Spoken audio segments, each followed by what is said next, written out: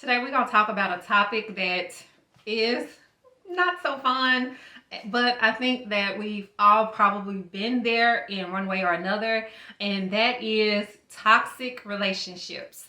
Now, I was asked to talk about this topic, but probably from a different perspective than what I'm going to talk about today. Today, I am following up on a series that I started called the Essay Series.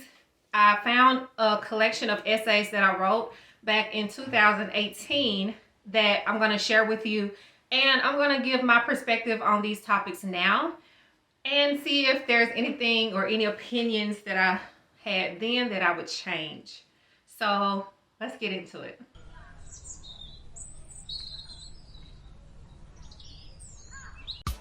Toxic relationships and why we stay.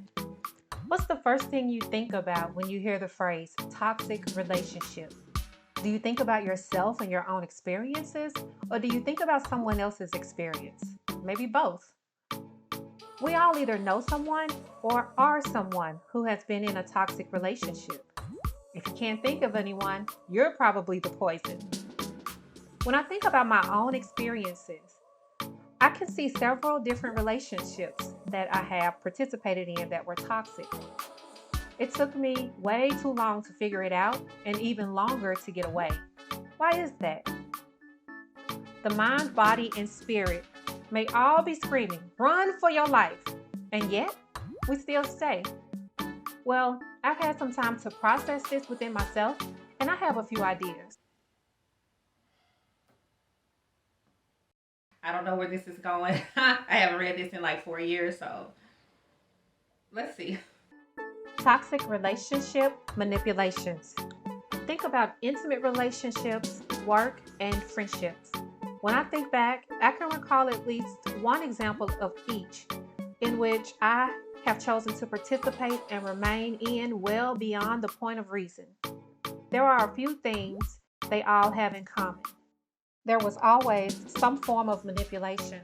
The relationship appeared healthy in the beginning. However, as time went on, the facade began to crumble and the true nature started to show.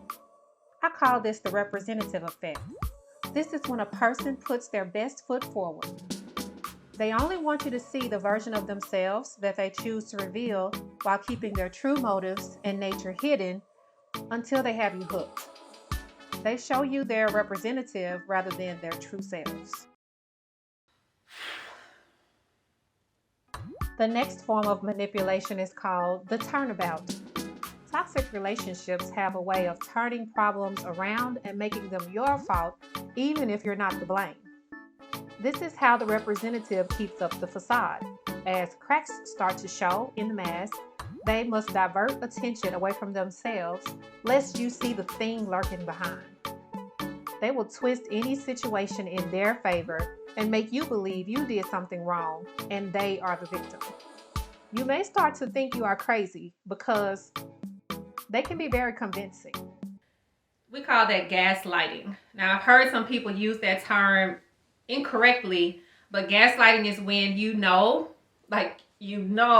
something is up, something is not right, but the other person tries to make you think that you're the crazy one and that what you think is going on is not what's happening and it's just all you. And I mean, they can be pretty convincing because they speak passionately that absolutely not. That's not what's going on and you're crazy. But I mean, who you gonna believe? Them or your own eyes? Come on now. Let's get it together. The last form of manipulation is the honeymoon period. After the representative's true colors start to show and the situation has been turned around on you, there needs to be a coming together that takes place. This is the honeymoon period. This phase is essential because you must be kept close lest you start to look around and see all the choices you have. Your awareness is the representative's worst enemy and your best weapon. Woo wee. Hmm. I don't know what was going on with me in 2018. Actually, yes, I do. I'm just not going to tell you, but there was a lot going on at the time when this was written. And Man, I mean, whew. Okay, let's continue. What do toxic relationships look like? Let's talk about work. Can a job be manipulative? Sure. Have you ever gotten a new job? And in the beginning, everything seems great. The people are nice. During orientation, they seem to say all the right things. You get excited to be there. As time goes on, you start to notice little things like poor communication from management. You get conflicting information from the higher ups, but then are blamed because you did not follow instructions or did not perform in the way they told you to do it. Or you come in thinking the job is one thing and then find out after the fact that it's nothing like what you were told in the beginning. In fact, it's a whole different job. Maybe you start to notice infighting and factions within the organization. Of course, these jobs can be manipulative and toxic. So why do we stay? Intimate relationships like significant other, spouse, or close relative. Can intimate relationships be toxic? No one ever questions this one. How many love songs have there been written about this very thing? The funny thing about these types of relationships is that there are usually people all around us screaming, "Run! It's the boogeyman!" And yet, we continue in our delusional ways. When it's our immediate family who is toxic, it can be hard to understand and accept because these are supposed to be the people we can count on in a perfect world. However, we all know this is not always the case, and sadly, often. So why do we stay? What about friendships? What's the purpose of friendships? Is it to have someone to hang out with, someone to talk to, a helping hand? Or is it to be used? One thing about the facade is that it can only last for so long before it falls apart. Sometimes toxic friendships are the hardest to see for the person up close. However, just like intimate relationships, there are usually people who see the truth when we refuse to accept it. Understanding a person's motives is key. Toxic friendships are usually there because there is something you have that they want. It could be knowledge, status, money, prestige, a scapegoat, etc. That is not fulfilling the purpose of friendship. So why do we stay? You know, I asked myself that question many times in the past. Once I have removed myself from a situation like that, and I oftentimes will look back and sometimes kind of beat myself up. It's like, girl, why were you so stupid? Like, what were you thinking or were you not thinking?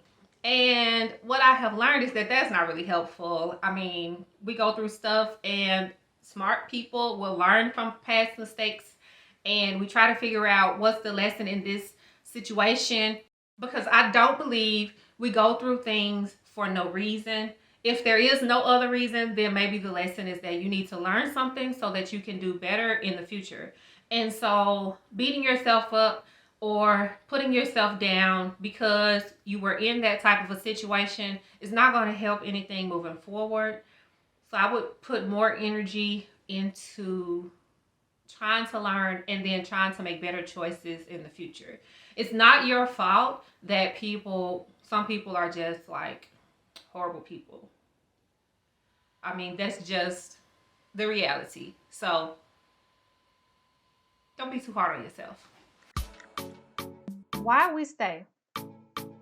Biology, the love hormone. Have you ever heard of Cupid? Sure you have, assuming you live on this planet.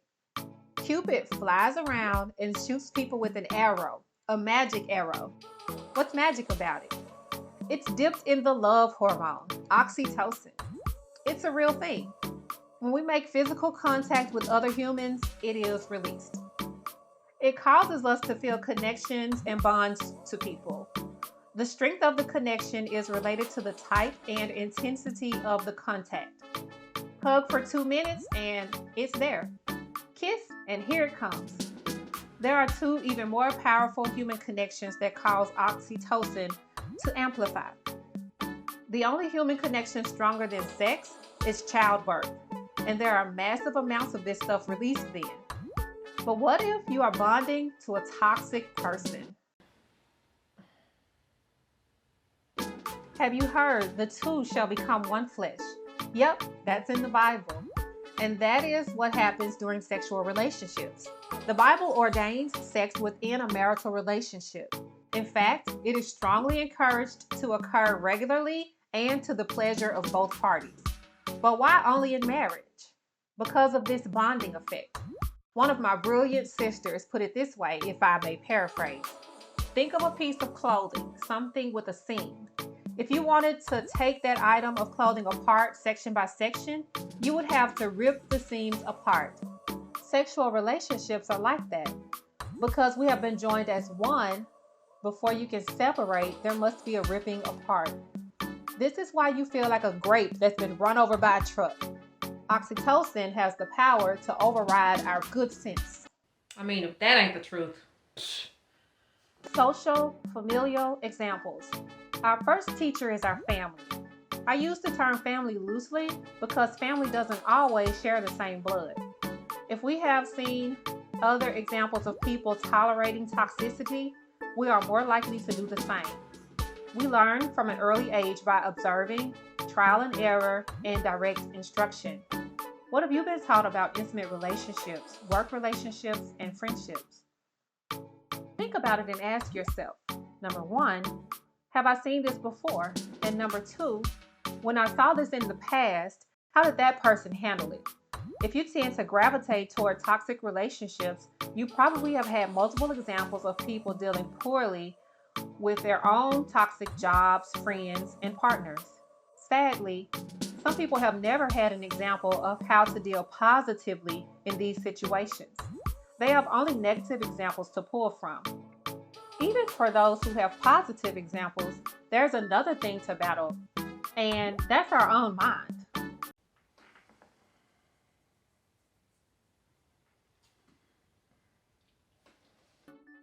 Psychological, the consciousness effect. The mind is a crafty thing.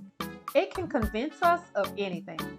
It can make us think something is good for us when it's not. How?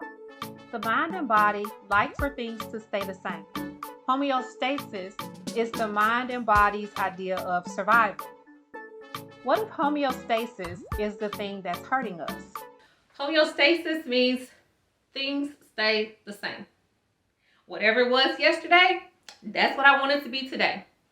Yesterday was what it was, and I lived, I survived. So, makes sense. If today is the same as yesterday, I'll survive today too. Well, what if surviving is not good enough? If you're just surviving life, oof, it's not good. Staying in negativity is harmful, but remember oxytocin? Homeostasis prevents the ripping effect. You try to pull away, the tightness of the bond starts to rip your heart out, you change your mind, and snap. Just like that, all is better. All is the same, homeostasis. Fear and anxiety are at the core. Insecurity and inadequacy are next. These manufactured emotions are very powerful in keeping us standing still when we should be running for our lives. Am I being dramatic? Yes, intentionally. This is a dramatic situation. Your quality of life is at stake. We are literally able to convince ourselves of anything if we try hard enough. This has nothing to do with intelligence or good common sense. All sense goes out the window in these situations. The good sense gets pushed down into the subconscious. That's why we never truly rest or be at peace. While the conscious mind continually works to maintain homeostasis, the subconscious mind continually scratches and bangs on the door to raise the alarm and make you move. That's why we feel that internal tug of war going on all the time. Ambivalence.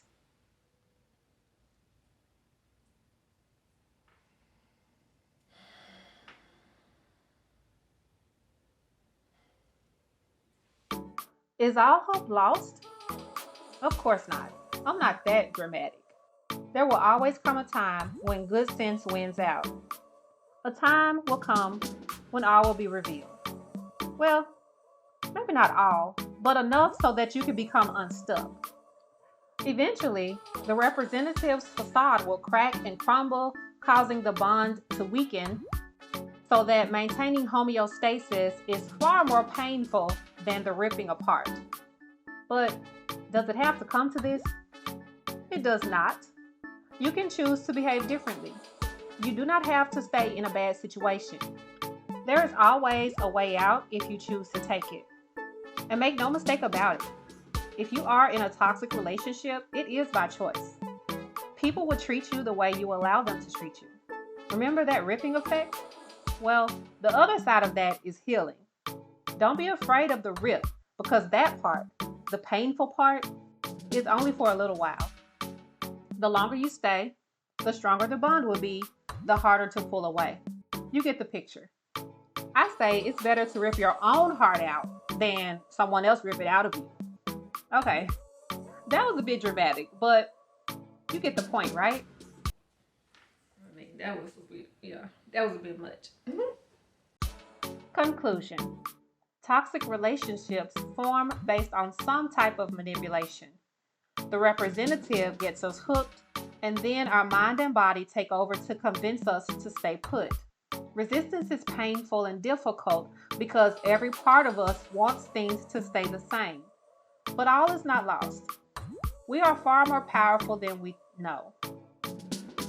Sometimes we are even blocking other blessings from coming into our lives by holding on to things that don't belong. These things are in the way. Over time, the only significance these toxic relationships will have is that they will have shaped and molded you into a stronger and wiser person if you get out. But of course, If you choose to stay,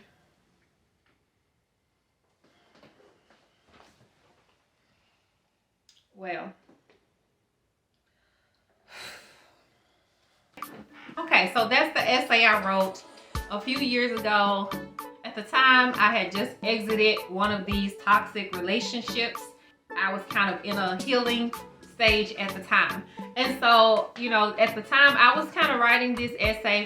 I was writing this essay for myself, trying to understand how this happens. And, this is something that, kind of tends to happen more than once, usually. And some of us, we kind of get trapped in these toxic relationships. We keep repeating the same pattern because we're not learning the lesson from the last relationship. And so if you can learn and do better, you can save yourself a lot of grief in the future, trust me. So take from this what you will. Hopefully this information was helpful. I'll probably do a follow-up video where I talk about some of the toxic traits of people. I was also asked to do a video on why people don't change. So that should be interesting. So that'll come later. Anyway, hopefully you got something valuable from this video. If you have any questions or comments, leave a comment below. I would love to hear from you. Please like and subscribe if you like this information and you want to support the channel. As always, fear nothing, assume nothing, take nothing for granted. All right, y'all, go be great.